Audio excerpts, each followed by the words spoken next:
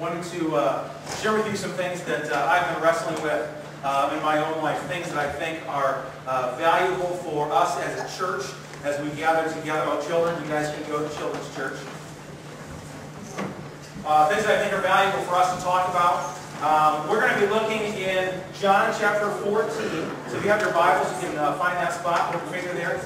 And we're going to be spending some time there in just a few minutes. Have you ever seen, you probably have because these are all over, have you ever seen one of those gigantic velvet paintings of Elvis Presley? Something like that. How many Elvis fans do we have?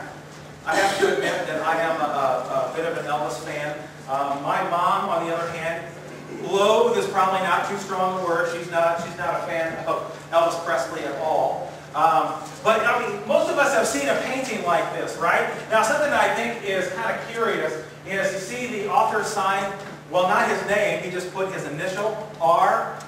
I mean, when you are this good, all you need to do is put your initial, right? And everybody knows, well, that's from the painter R. Okay, what if upon the release of this painting to the general public, R decided to hold a, I don't know his real name, I have no idea, just R. R decided to hold a press conference. And at the press conference, he says, painters and artists from all around, put down your brushes, it's done.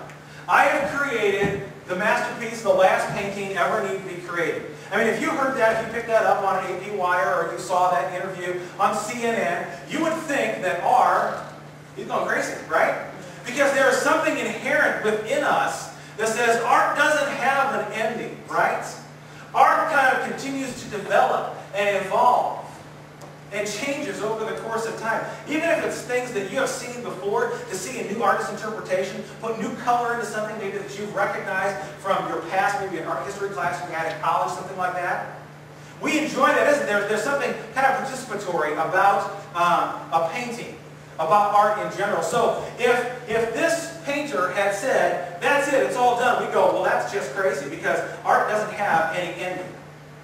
I think that it is very similar with the church and our relationship with God. You know, our relationship with God does not look anything like it did for the first called people of God, the Israelites, as they're in Egypt, right? Their relationship with God was very different. That doesn't make theirs better and ours lesser so, right? It just is different.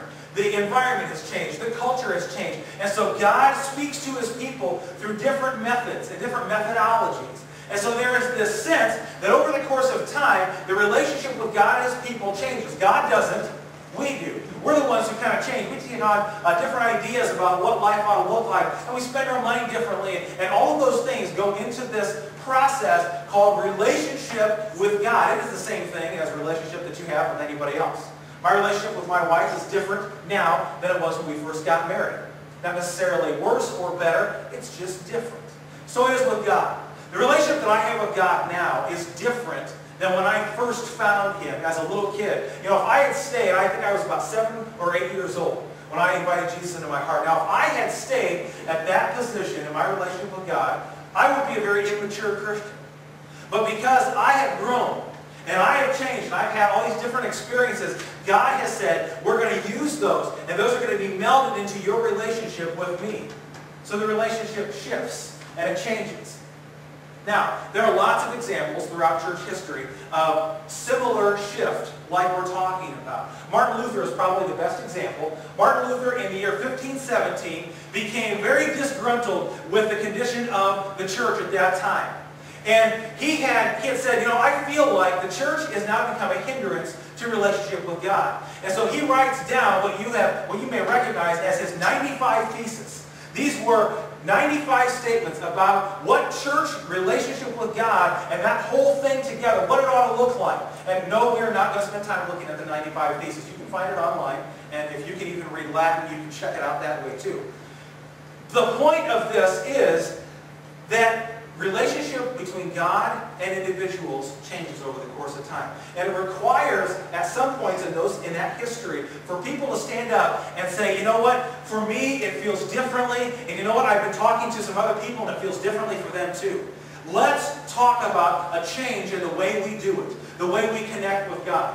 Some people feel, church historians, church leaders throughout especially in this country, but worldwide, feel like we are at a similar change right now. That people are saying, you know what? The way I experienced God when I first got saved, when I first entered into a relationship with God, that was great then, and it was meaningful, but it doesn't feel quite as alive anymore. The color is kind of washed out of it. So the title of this morning is called Repainting, an ever-changing relationship with an unchanging God.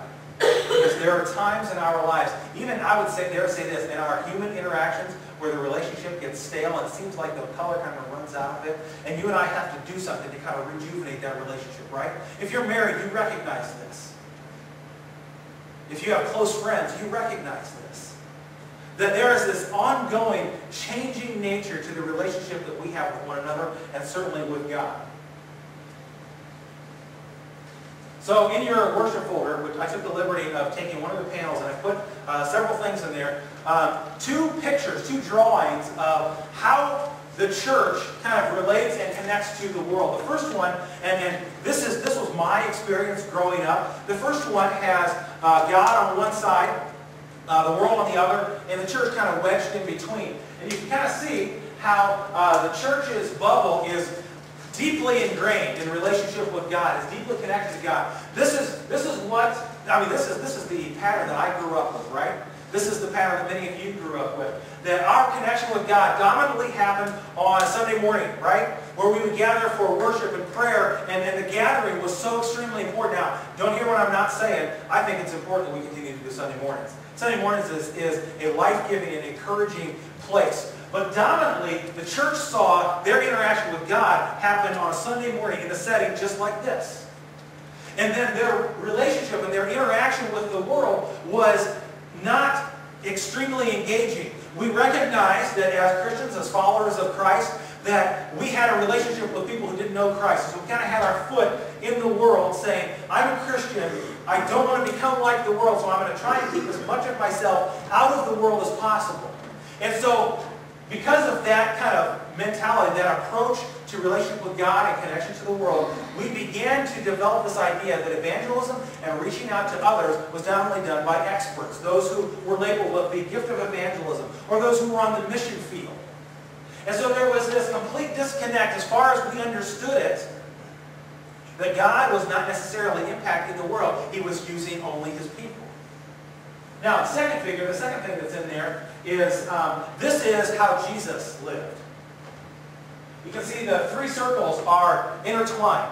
They are completely engaged with one another. That God's interaction with the church happens, but God is still interacting with the world. There's all kinds of biblical nature, all kinds of biblical literature, and the words of Jesus that support this idea that God is at work in the world, even if we are not.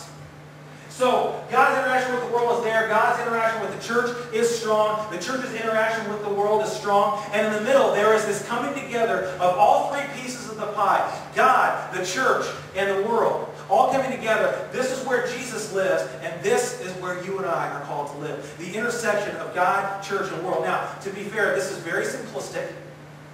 Now, we could have thrown up a whole bunch of other circles, family and work. But to be, at the risk of being too simplistic, this is how Jesus lived. This is what He's calling us to live. That we have this incarnational engagement. I know those are big words for Sunday morning, almost Sunday afternoon, right? But incarnational engagement. This is how Jesus lived. He does not hide from the people that are around Him, the people that are